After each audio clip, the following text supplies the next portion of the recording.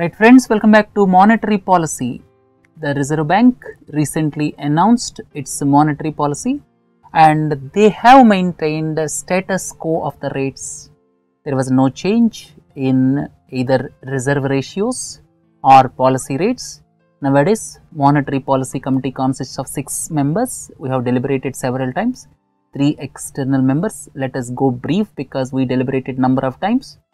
These are 3 external members, these are 3 internal members, Urjit Patel, Gandhi and Michael Patra, and RBI basically looks at 3 aspects as far as monetary policy is concerned, that is CRR and SLR.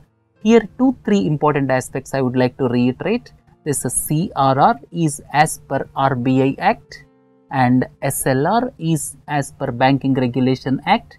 And these 2 are stipulated with a view to ensure liquidity and solvency of the banks, and if CRR is reduced by 1%, then money circulation will increase. If CRR is increased by 1%, money will be sucked in. These things we have deliberated previously, and these are policy rates, repo rate, reverse repo rate, at the same time marginal standing facility as well as bank rate. These are known as policy rates. And another tool is there with the Reserve Bank of India, that is open market operations. As and when Reserve Bank of India feels that there is necessity, they will sell bonds. Basically, when they sell bonds, they will suck liquidity, and sometimes they purchase bonds. When they are purchasing bonds, they will infuse liquidity. These things we deliberated number of times previously. And what are the salient features of this bi-monthly monetary policy? Here, Reserve Bank of India kept the policy rates unchanged, repo rate as it is at 6.25%. There is no change in CRR or SLR. And here, the projection of gross value added for the fiscal year ending March 2017 reduced to 7.1%. Here, you may have a pertinent doubt. What is the difference between gross value added and GDP? GDP is normally taken when we are comparing the economies of various countries. GDP is the universal acceptance tool as far as macroeconomics is concerned. When you are talking about GDP, you can compare various economies, but GVA is entirely different. GVA looks at the economy in more stringent terms, right? So, GDP is nothing but gross value added plus indirect taxes minus subsidies. So, if you want to find out the GDP, you have to find out GVA. GVA is the most realistic figure because it does not hide either indirect taxes or subsidies. It is available threadbare. What is the gross value added? But GDP reflects in totality, but not in micro terms like this. So, GVA is the right measure when you want to know exactly how much value is added in the economy. So, GDP is nothing but GVA plus indirect taxes. All of you are familiar with indirect taxes minus subsidies. So, this indirect taxes as well as subsidies, they play vital role when you are looking at GVA. That means GVA is realistic figure without being affected by either indirect taxes or subsidies, right? So, this is all about GVA, and GVA projection is reduced by 0.5% for the financial year 2016-17, and this is due to demonetization. And at the same time, incremental CRR was also withdrawn by Reserve Bank of India. And we deliberated last week about MSS bonds. Please view that capsule. There we discussed about incremental CRR and MSS bonds. And what are views of RBI on demonetization? As I have already told you, because of demonetization, this gross value added was reduced from 7.6% to 7.1%.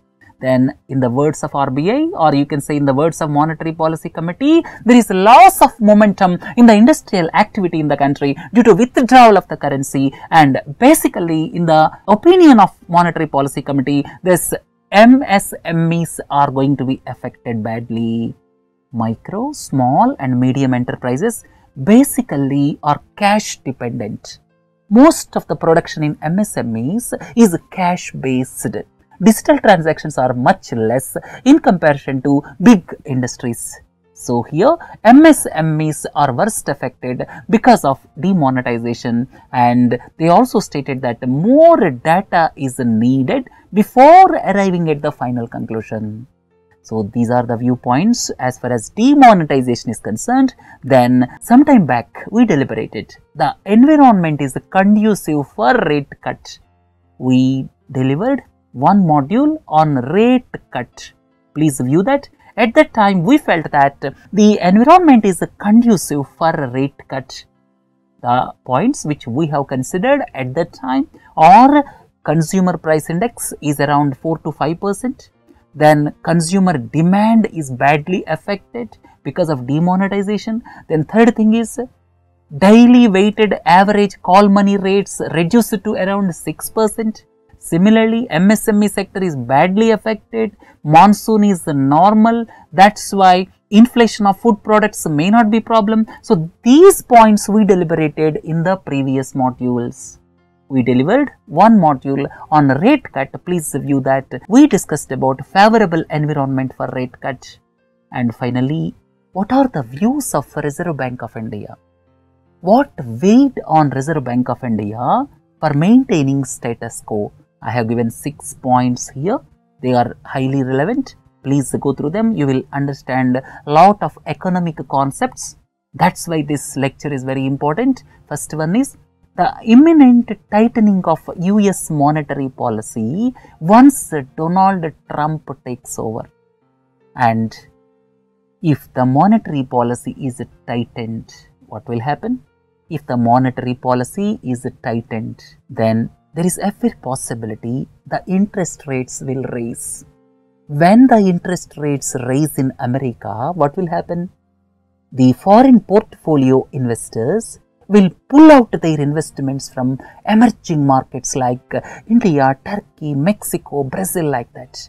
So when US tightens its monetary policies, there is every possibility that foreign portfolio investors will withdraw their investments in emerging markets because the arbitrage or the difference in interest will come down once these developed countries increase their interest rates. That is first part.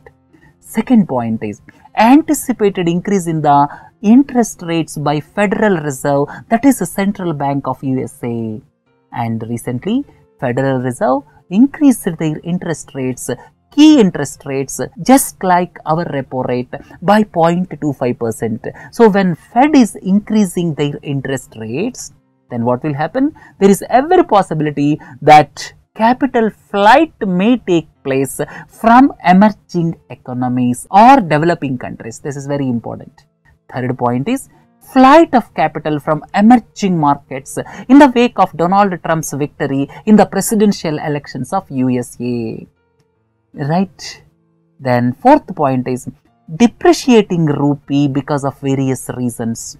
In recent times, rupee is hovering around 68 per dollar, and there is every possibility of upward inflationary pressure. Why? When rupee depreciates, why there will be inflationary pressure? Because of the reason 80% of our petroleum products are imported.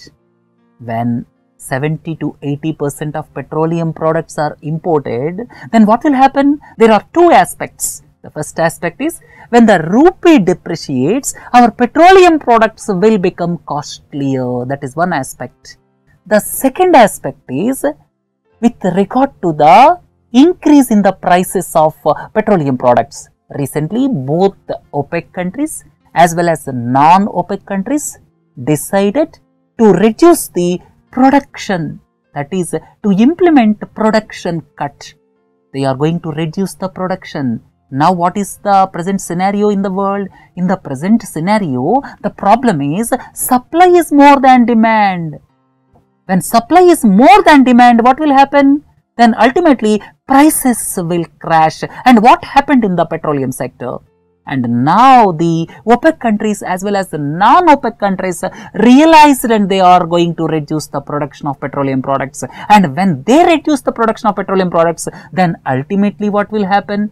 The prices will increase.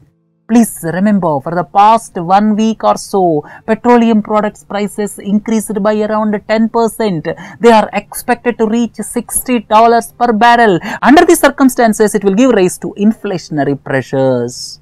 So, two aspects as far as this oil imports are concerned. One is depreciation of rupee. Second one is if the oil prices in the international market rises, then both ways countries like India will be affected. Probably that might have weighed very much in the minds of RBI. Then fifth point I just now explained. Decision to cut the production by 1.2 million barrels a day by the OPEC countries is expected to raise the crude petroleum prices, and hence our import bill is likely to increase. Right? Then the other aspect is increase in food products. Wheat prices increased by around 15 to 20% during the past 3 months. At the same time, during the past 7-8 months, sugar prices increased by around 30%. So, under these circumstances, RBI is moving quite cautiously. So, these are the reasons which weighed very much in the minds of RBI Monetary Policy Committee, and accordingly, they maintained status quo without reducing the rates. Right. So, this is all about maintaining status quo by Reserve Bank of India. So, with this, let us conclude first capsule. Please do join for second capsule. Have a nice day. Thank you.